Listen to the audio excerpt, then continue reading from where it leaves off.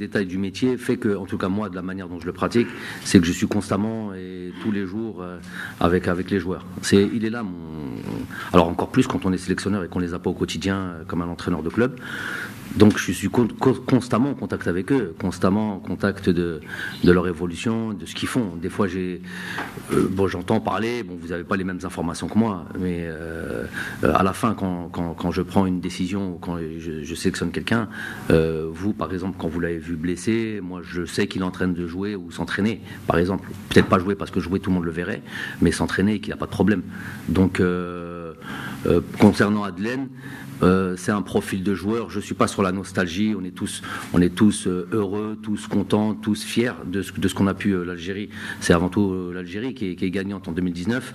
Mais depuis, on a avancé. Depuis, on a montré dans notre constance qu'on était capable d'aligner les performances et de continuer à progresser.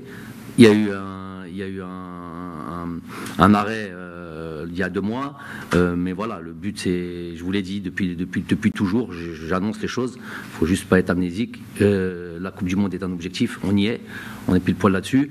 Donc moi, pour revenir à Adlen, c'est voilà, j'estime, on pourrait rentrer. Je ne sais pas si c'est le moment pour rentrer dans les détails, donner des informations, mais voilà, je sais qu'Adlen, si je fais appel à lui pour démarrer un match, si je fais appel à lui ou rentrer dans un match, c'est pour des choses bien précises, des directives bien précises et qu'il est capable de faire. Si je savais qu'il était plus capable de faire ce que j'attends de lui, il serait pas aujourd'hui avec nous. Donc il est pleinement capable de le faire. Après, ça sera en fonction de l'évolution de ces 2 matchs-là, les différents calculs. On verra s'il aura son temps de jeu, s'il rentrera, s'il démarrera, bref.